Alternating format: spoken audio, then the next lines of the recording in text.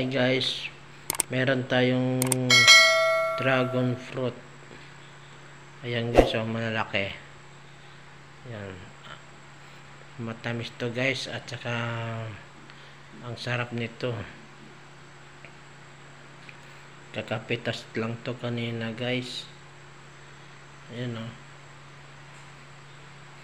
Sariwa pa. At ang lalaki. Ayan. Ang sarap nito guys. Gagawin ng shake, dragon shake, dragon fruit shake. Ayan. Ang sarap nito guys. Pag mo, lagyan ng gatas, condense at saka yellow. Lagyan mo sang shake.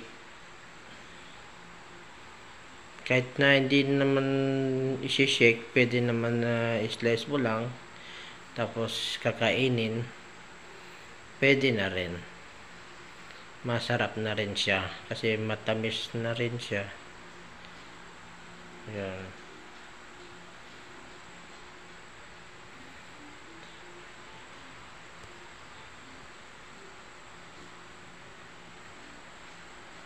Sinong may gustong nitong dragon fruit? Ako paborito ko to guys dragon fruit. Hindi ko na nilalagyan ng gatas. Ini-slice ko na lang. Tapos sabay kain na. Matagal pa kasi kapag i-shake mo pa, matagal.